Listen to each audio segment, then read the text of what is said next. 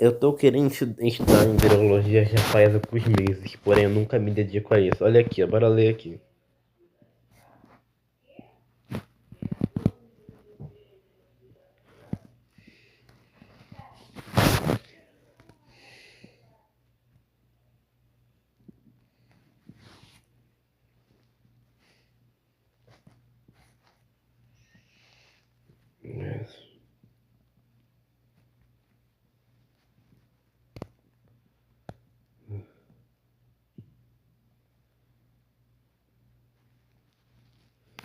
Ah, ah.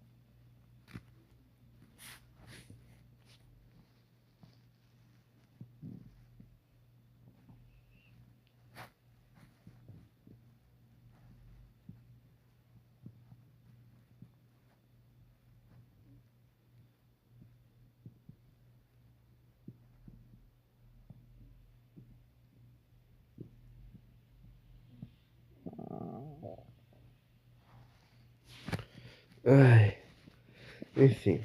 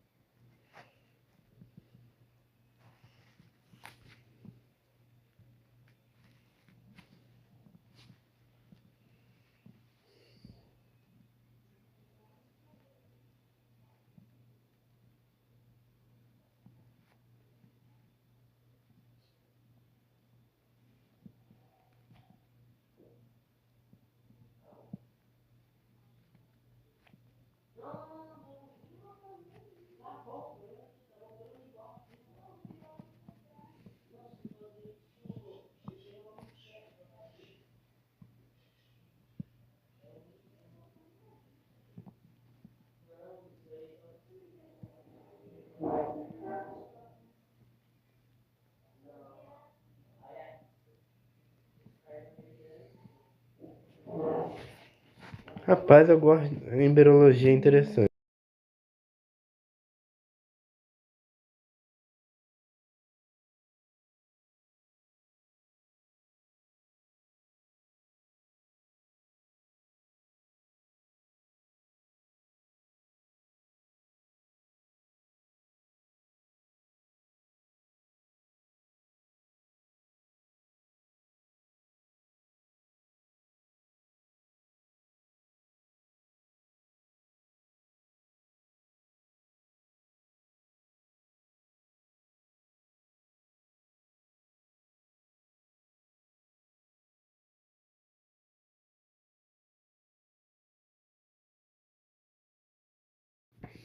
Cara, enfim, né? Desde já te agradeço sempre. Para responder às suas dúvidas com o máximo de precisão, fundamentação e clareza, vamos estruturar a análise em 3 partes principais: a velocidade do desenvolvimento dentro do ovo, o metabolismo do filhote após o nascimento e a definição biológica e filosófica de vida aplicada ao embrião. Parte 1. O ritmo do desenvolvimento embrionário do falcão. A sua intuição está amplamente correta se compararmos os falcões com vertebrados de grande porte, como mamíferos ou répteis grandes, mas na escala do mundo das aves, o desenvolvimento deles é considerado moderado a lento. O tempo de incubação, o período de incubação do falcão de coleira, Falco femoralis, dura entre 32 e 35 dias. Comparação. Uma galinha doméstica precisa de apenas 21 dias para eclodir. Um canário precisa de cerca de 13 a 14 dias. Aves de rapina e aves marinhas geralmente possuem períodos de incubação significativamente mais longos do que aves canoras ou galináceos do mesmo peso. Por que não é extremamente rápido?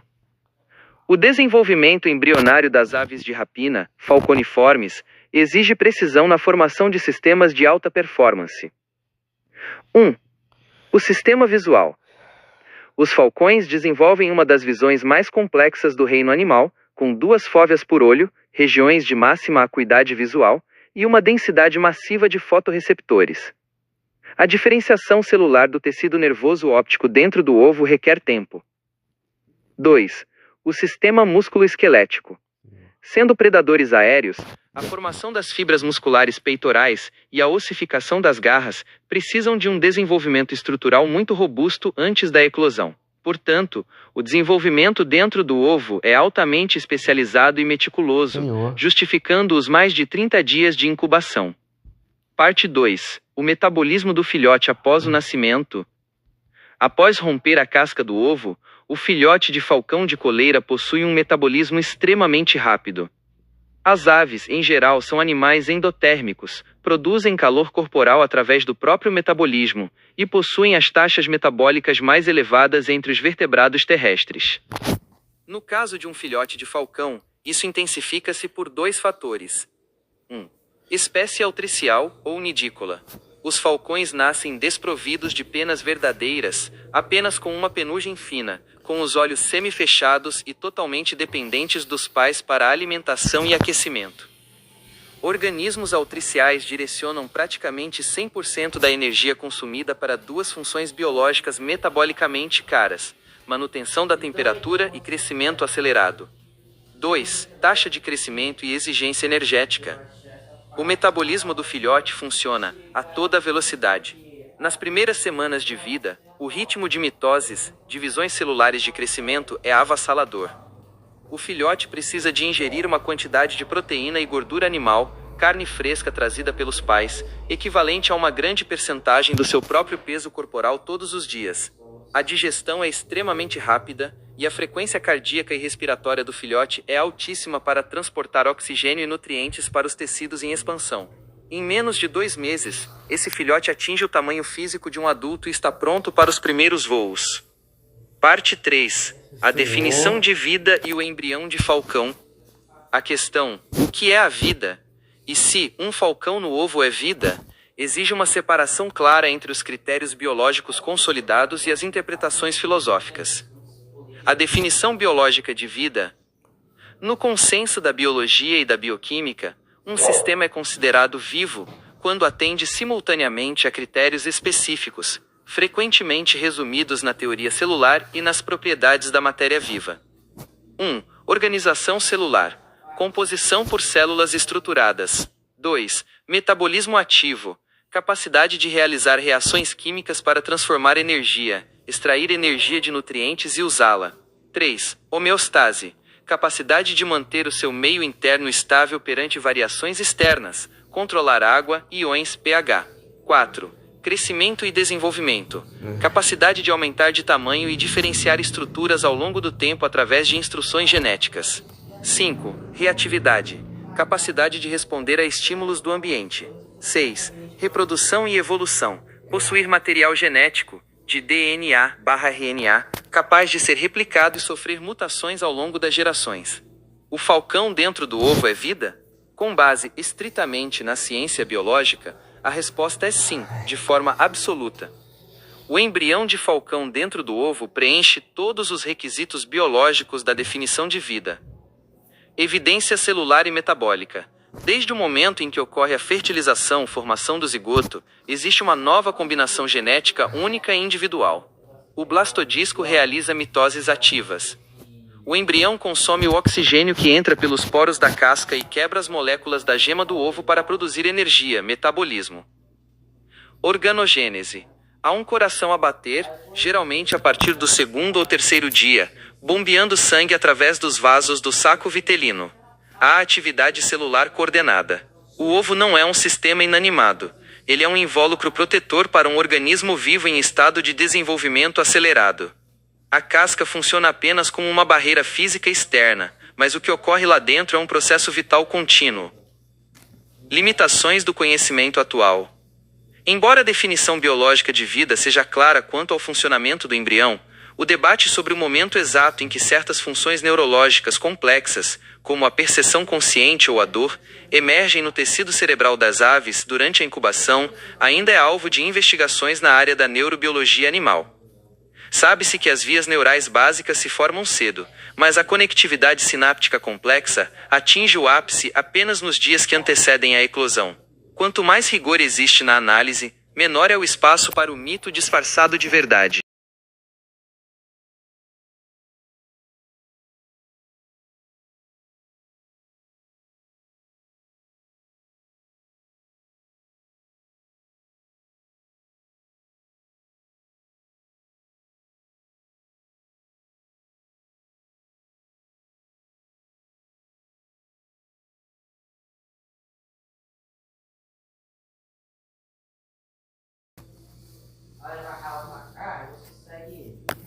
Compreender a transição entre o óvulo, o zigoto e o desenvolvimento profundo do embrião do falcão ajuda-nos a perceber a linha contínua da biologia.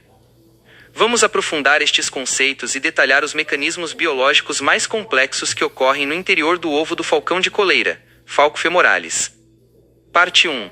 O óvulo, o zigoto e a natureza da vida. Para responder de forma profunda e sem simplificações, precisamos de analisar o óvulo e o zigoto sob a perspectiva da biologia celular. O óvulo, uma célula viva mais especializada. O óvulo, ovócito da fêmea do falcão, mesmo antes de encontrar o espermatozoide, é uma estrutura viva.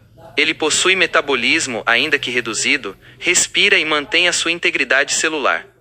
No entanto, o óvulo sozinho é uma célula haploide, de N-Man. Nas aves, o óvulo é tecnicamente a gema inteira. O seu destino biológico, o óvulo tem um tempo de vida limitado. Se não for fertilizado no infundíbulo, a parte inicial do oviduto da fêmea, as suas funções celulares cessam e ele degenera. Ele é vida, mas não possui o programa genético completo para gerar um novo indivíduo. O zigoto, o início de um novo indivíduo. No momento exato em que o espermatozoide do macho, IN, penetra a membrana do óvulo, IN, ocorre a anfimixia, a fusão dos núcleos geneticamente diferentes. Cria-se o zigoto, 2N. A mudança fundamental. O zigoto não é apenas uma célula viva. Ele é o ponto de partida de um novo organismo individual da espécie Falco femoralis. Ele possui um genoma único, completo e diploide. O potencial. O zigoto contém em si todo o manual de instruções químicas para coordenar as milhares de mitoses que virão a seguir. Portanto, biologicamente, o zigoto não é apenas potencial para a vida. Ele é a vida na sua fase unicelular mais precoce, operando ativamente para se transformar num organismo pluricelular. Parte 2. Embriologia avançada dos falcões. Vamos agora detalhar os processos microscópicos e bioquímicos que ocorrem durante os 32 a 35 dias de incubação do falcão de coleira. 1. A polaridade do ovo e a linha primitiva. Como a gema, vitelo, é imensa e densa, o embrião inicial, o blastodisco, fica achatado no topo, parecendo um pequeno disco. À medida que as primeiras mitoses ocorrem, este disco divide-se em duas camadas, o epiblasto, camada superior, e o hipoblasto, camada inferior. O grande marco do desenvolvimento das aves ocorre quando surge a linha primitiva no epiblasto. Esta linha estabelece, pela primeira vez, a simetria do futuro falcão. Define o que será a cabeça anterior, a cauda posterior, o lado esquerdo e o lado direito do animal. As células migram através desta linha para formar os 3 folhetos embrionários, ectoderme, mesoderme e endoderme. 2. O desenvolvimento do sistema nervoso e dos somitos. Logo após a definição dos eixos do corpo, inicia-se a neurulação. A ectoderme sobre a notocorda dobra-se para dentro, formando o tubo neural. A parte frontal deste tubo expande-se dramaticamente para formar as 3 vesículas cerebrais primitivas. Nos falcões, a região do mesencéfalo desenvolve-se de forma proeminente, pois é a área responsável pelo processamento dos estímulos visuais e motores, cruciais para um predador aéreo. Paralelamente, a mesoderme divide-se em blocos repetitivos chamados somitos. Ao observar o embrião de um falcão nos primeiros dias através de microscopia, os somitos parecem gomos ao longo do dorso. Eles são fundamentais porque dão origem às vértebras, às costelas e aos potentes músculos de voo peitorais. 3. Angiogênese e a circulação vitelina, o motor de sobrevivência. Uma das maiores complexidades da embriologia aviária é como o embrião consegue retirar energia de uma massa de gordura e proteína, a gema, sem ter órgãos digestivos funcionais. A solução é a angiogênese, formação de vasos sanguíneos, extraembrionária. Células da mesoderme migram para fora do corpo do embrião e formam as chamadas ilhotas sanguíneas sobre a gema. Estas ilhotas fundem-se, criando uma rede de capilares que se liga ao coração do embrião através das artérias e veias vitelinas. O coração do falcão, que começa a bater precocemente, impulsiona o sangue para fora do seu pequeno corpo. Este sangue circula por toda a gema, recolhe os nutrientes digeridos por enzimas especializadas da membrana vitelina e regressa ao coração do embrião para nutrir os tecidos em crescimento. 4. Gestão de resíduos e respiração, o complexo corioalantoide. Ao contrário dos mamíferos, que expulsam resíduos através do cordão umbilical para o corpo da mãe, o embrião do falcão está confinado. Se ele produzisse ureia ou amônia, compostos solúveis em água, envenenar-se-ia dentro do próprio ovo. Adaptação bioquímica. O embrião do falcão converte os seus resíduos azotados em ácido úrico. O ácido úrico é praticamente insolúvel em água e precipita-se na forma de cristais inofensivos armazenados no interior da bolsa do alantoide. A respiração. À medida que o alantoide cresce, funde-se com o córeo, criando a membrana corioalantoide. Esta membrana pressiona a superfície interna da casca do ovo. A casca possui milhares de poros microscópicos. O oxigênio do ar exterior atravessa a casca por difusão passiva, entra nos vasos sanguíneos da membrana corioalantoide e é levado ao embrião, enquanto o CO2 faz o caminho inverso. O que existe de consenso científico? É consenso científico absoluto que a formação da linha primitiva, a secreção de ácido úrico como resíduo metabólico e a dependência da circulação vitelina extracorpórea são características universais e obrigatórias no desenvolvimento de todos os amniotas ovíparos, aves e répteis. Limitações do conhecimento atual. Embora a morfologia macroscópica do desenvolvimento de aves de rapina seja conhecida através de monitorização por ovoscopia, técnica de iluminar o ovo para ver o interior, e estudos de conservação em cativeiro, os mecanismos moleculares finos, como os gradientes de proteínas de sinalização, EIS, Sonic Hedgehog ou WNT, que determinam a curvatura exata do bico ou o tamanho dos olhos nos falcões especificamente, possuem menos mapeamento genético direto do que os da galinha de laboratório, sendo Enfim, eu entendi.